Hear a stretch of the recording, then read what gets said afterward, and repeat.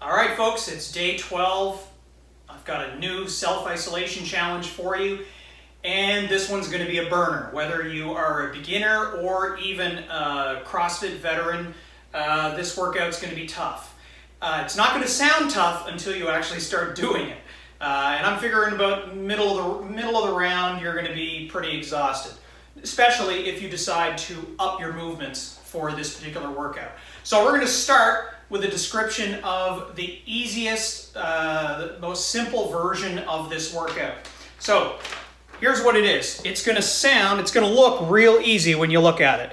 It's going to be AMRAP, so as many rounds and reps as possible, of 12 walking lunges, 12 crunches, and 12 push-ups. So we've done variations of each of these movements scattered throughout some of the other workouts, but now we're going to combine them. It's only 3 movements. We're on day 12, so I figured, hey, why not lean into the theme a little bit and give us 12 minutes of 12 movements of each of these movements. So the walking lunges is the beginner version of this particular movement. So all you're going to do is you're looking to take a step forward. You don't have to go all the way down to the floor. You're really just looking to tax one leg at a time relative to the other. So it can be as deep into a lunge as you can go. If you can get all the way down with your knee to the floor, great. So you're going to alternate legs. So it's 12 total, 6 per leg. So again, doesn't sound so bad. Do them at tempo so that you get your heart rate up a little bit. Second movement, 12 crunches. So again, this is a beginner level movement. It's a variation on the sit-up. For those of you that don't have the strength or range of motion to be able to get all the way to an upright position when starting on your back. So you're still going to start on your back, and your crunch is just going to be to rise your shoulders off the floor. It's that simple. There's where you're going to start. Then in the third movement, push-ups. So just like we've done before, you're going to use wall or a counter in order to minimize the percentage of body weight that you have to press. So you can even use the wall. So if I use my rig as the stand-in for the wall, again, let's assume that I've got a wall here. The further out I walk my legs, the more of my body weight I'm going to take. The closer in my legs are, the less body weight I'm going to take. So I would press and up. So the important thing here is to keep your abdominals tight and basically squeeze your butt so that everything winds up staying tight and your entire body moves just like a board. Okay? So those are the 3 movements in their simplest form.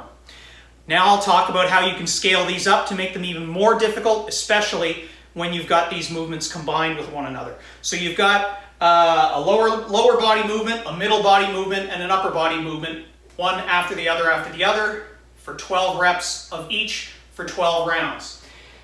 Let's look at the walking lunges. What do I suggest for an alternate to the walking lunge? Well, you've got 2 choices here. Either you can accelerate them quite a bit by making them jumping walking lunges or switch lunges. So you wind up coming up from this lower lunge position, spring up and come back down very quickly into the opposite side, and alternating this way. The other alternative is to simply do walking lunges with a little bit of weight on your shoulders. So if you've got dumbbells, kettlebells, or just a heavy object that you can hold in front of you, just as long as you keep your chest up so that you're not tipping forward and putting pressure on your low back. Just, I've got my dumbbells here, so let's say I want to do something like this. I can just do the regular walking lunge, but with a little bit of weight on my body. So that's the variation for the walking lunge. For the crunch, obviously a sit-up is a logical progression upward from that. So instead of stopping with your shoulders coming off the floor, you can do a functional sit-up, which is get up quickly. I want my shoulders to pass where my hip hinge is, all the way to a seated position, and then back down again. If you are one of the lucky folks out there that has a pull-up bar or something that you can hang from to allow you to do something like a hanging knee raise, then I would encourage you to substitute that one in as well. So something like a hanging knee raise, make sure that you've got an active shoulder position, bring your knees up nice and high relative to your body, And if you're so inclined, the CrossFitters out there, toes to bar works as well. So you've got lots of variations on that middle movement. Final movement, your push-ups. You can go all the way down to the floor. Again, all you have to do is go with a lower surface for your push-up. Just make sure that your elbows are into your body and not flared way out here. Because out here, a completely different set of muscles are working, and they're going to die off a lot faster than if you turn your hands out this way and allow your elbows to pass by your body, thereby allowing you to use the big muscles of your back to help support that press along with your chest, rather than the backs of your arms doing the work. So do a push-up from the floor or off of a really low elevated surface, or if you're so inclined and you want to do something a little bit harder, add a little bit of extra range of motion by using handles. Use your dumbbells or two objects that allow you to come down a little bit deeper and bring your chest closer to the floor. Down this way. And if you want to make it even harder, prop your feet up somewhere, like I can with this box. Same thing, full extension, only now all of a sudden, because you're tipped down instead of up, you're taking even more of your body weight rather than less. So those are the three movements, variations on each.